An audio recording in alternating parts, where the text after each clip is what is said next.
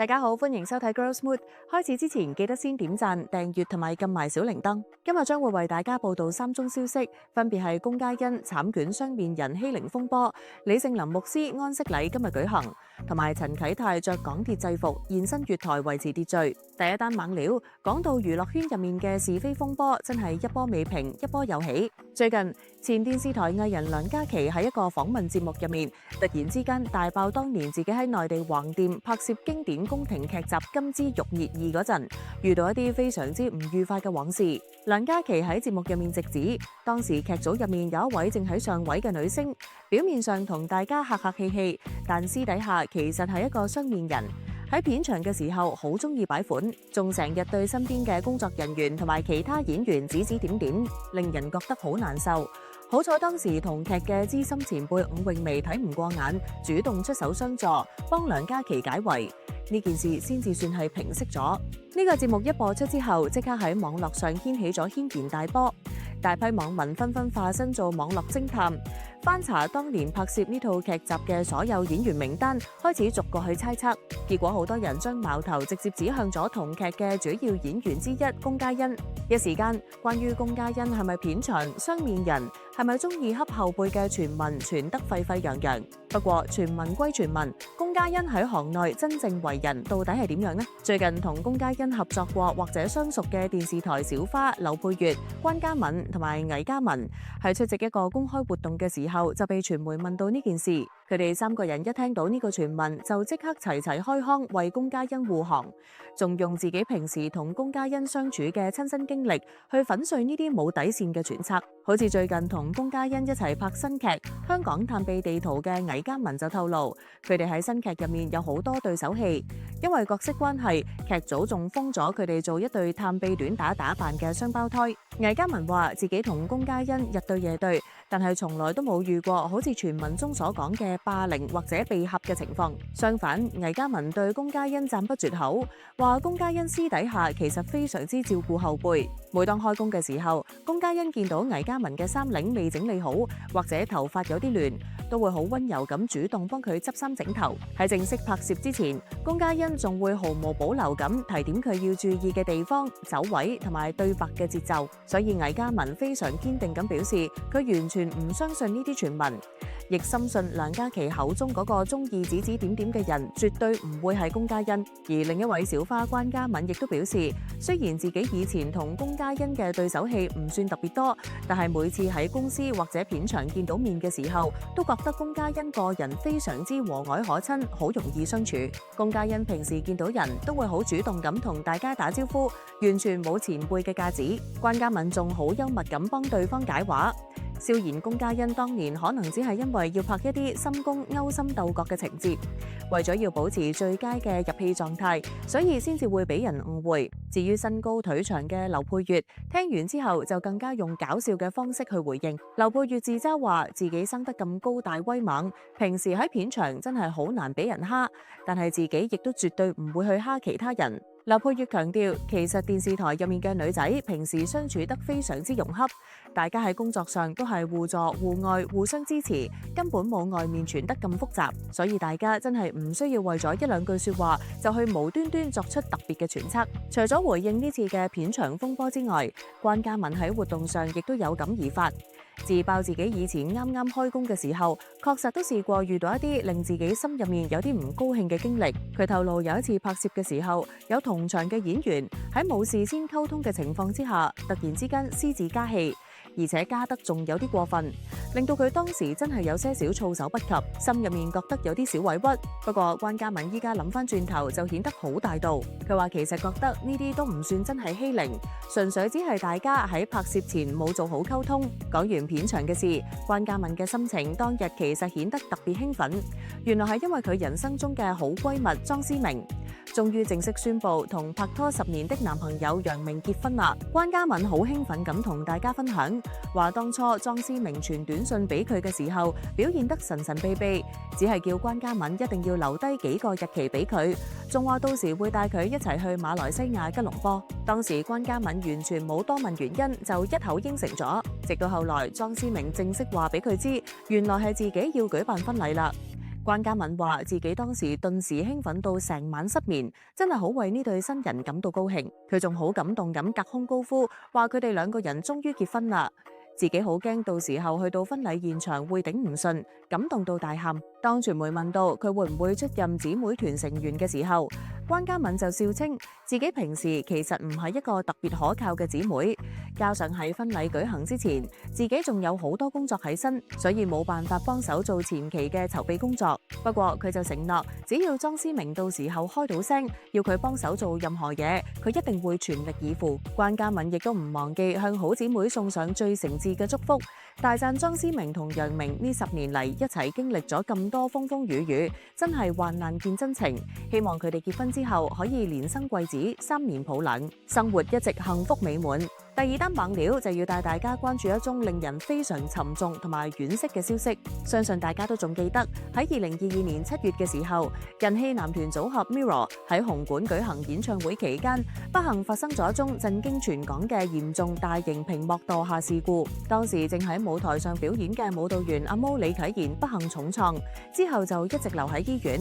經歷緊漫長、艱辛而且充滿未知數嘅康復治療之路。喺過去呢幾年，阿毛嘅爸爸李盛林牧師一直都可以話係風雨不改，每個星期都會親自撰寫代禱信，透過網絡向關心阿毛嘅外界、公眾同媒體仔細交代個仔最新嘅康復進度、治療突破以及心路歷程。但係好遺憾，喺上個月突然傳出咗令人好擔憂嘅噩耗。一向堅強嘅李盛林牧師因為身體出現發炎、嘔吐以及發燒等症狀，需要緊急入院接受治療。直到4月25日，牧職神學院發出告示，證實李盛林牧師已經喺當日安息主懷，離開咗大家。呢個消息一出，即刻令到社會各界都感到無比嘅悲痛同埋深深嘅不捨。而李盛林牧師嘅安息禮亦都正式喺今日，即係6月6日早上10點30分，喺九龍尖沙咀嘅聖公會聖安德烈堂舉行。今日一大早，李盛林牧師嘅家屬以及佢生前所屬教會嘅弟兄姊妹就已經提前到達教堂現場打點一切。教堂內部嘅佈置非常之莊嚴肅穆，正中央擺放住李盛林牧師生前一副面帶慈祥笑容嘅遺照。隨住時間過去，李牧師生前嘅親朋好友、教友以及各界人士都陸續面帶哀傷咁進場，準備同呢位偉大嘅父親作最後嘅告別。大約到咗朝早10點鐘左右，阿毛嘅哥哥身穿一套樸素素服，神情顯得非常之哀傷，低調咁抵達教堂。佢一到場就即刻投入去幫手打點安息禮嘅各項細節。雖然痛失慈父，但佢依然表現得好堅強，默默咁承擔起家族嘅責任，將父親對細佬阿毛嗰份偉大嘅父愛堅強咁承接落去。回顧過去呢2年多接近4年嘅日子，自從阿毛不幸遭遇嚴重意外受傷之後，李盛林牧師就一直將自己變成兒子身後最強大、最無私嘅後盾。為咗等全香港所有關心阿毛嘅朋友可以第一時間了解最新情況，佢每逢星期六或者星期日都會親筆寫一封代禱信。喺呢啲信入面，佢一筆一畫，清清楚楚咁記錄住阿毛點樣由當初情況危殆、生死一線，再到後來憑借堅強意志出現一個又一個嘅醫學奇蹟，逐漸恢復部分身體機能嘅每一點進步。字裏行間，大家除咗睇到佢對上帝堅定嘅信仰之外，更加深刻感受到嗰份厚重到令人動容嘅無私父愛。直到今年3月，李盛林牧師因為身體開始出現慢性心血管問題以及發炎，先至首次出現延遲發出代禱信嘅情況。可見佢一直以來付出咗幾多心血同精力。喺牧職神學院公布李牧師離世消息入面，校方亦都高度讚揚李盛林牧師生前喺擔任學院院長期間嘅偉大貢獻，指出佢多年嚟一直致力推動本地嘅神學教育，為教會培育咗一班又一班優秀嘅牧者，對宗教界同埋教育界貢獻良多。校方亦都懇請社會大眾同埋一眾信徒喺之後嘅日子繼續喺禱告中紀念李牧師嘅家屬，陪伴佢哋度過呢段最艱難嘅時刻。據了解，喺今日舉行嘅安息禮上，家屬雖然表現得非常傷心，但依然好得體同堅強。家屬喺事前已經透過渠道表明，今次嘅安息禮將會婉謝各界送來嘅花牌。同時，佢哋亦都透露，今日喺現場收到嘅所有撥金，將會毫無保留咁全數撥作阿毛李啟賢未來非常漫長嘅醫療復康費用以及日常生活開支。家屬希望可以將社會各界對李牧師嘅愛心、敬意同埋心意，繼續轉化成為支持阿毛未來繼續勇敢走落去，堅持做康復治療嘅最大動力。雖然李盛林牧師喺離開之前未能親眼見證到最愛嘅細仔阿毛完全康復，重新企返起身，但係佢過去呢幾年嚟對個仔全心全意嘅陪伴、無怨無悔嘅奉獻，已經深深咁打動同埋鼓勵咗無數嘅香港市民。今日有大批嘅網民、市民以及教友都自發性咁喺各大社交平台上留言悼念，祝願李盛林牧師一路走好，回到天父嘅懷抱。同時，大家亦都紛紛留言，希望阿毛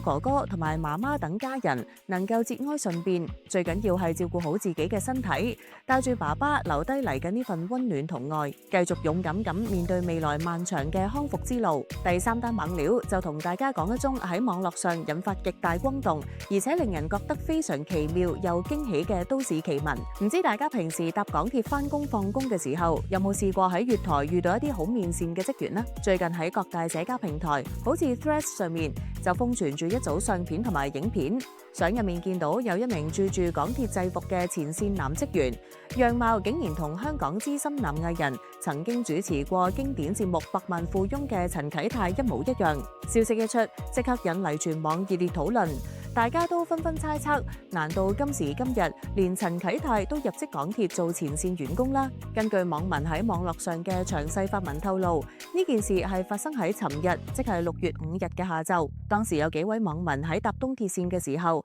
當列車去到大圍站，準備前往金鐘方向月台時，突然留意到月台上面有一位身穿黃色港鐵車站助理制服、身形保持得非常之好嘅男職員。當時呢位職員正手持住一個圓形嘅告示牌，非常專業而且專心咁喺月台維持秩序。當列車到達，車門準備關上嘅一刻，佢仲舉起牌子，大聲提醒月台上面嘅乘客，當車門關上嘅時候請勿衝門，要注意安全。由於佢嘅外形真係太過出眾，加上戴住眼鏡嘅樣，同陳啟泰簡直係100%相似。當時企喺佢隔離嘅幾位女乘客都顯得相當之詫異，忍唔住用一種充滿疑惑同驚喜嘅目光投向佢。除咗有相片之外，更有另一位網民喺現場拍到咗一段短片。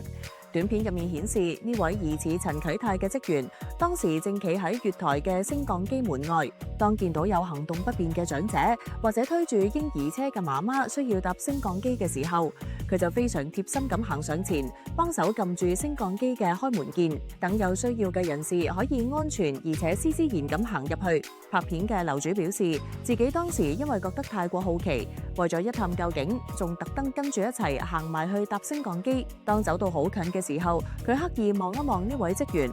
胸口掛住嘅員工名牌，結果發現名牌上面清清楚楚咁寫住3個字，就係陳啟泰。樓主當時心入面極度震撼，心諗應該真係陳啟泰本人。不過從片段中可以睇到，雖然大家覺得佢好熟面口，但因為佢表現得太過低調同埋專業，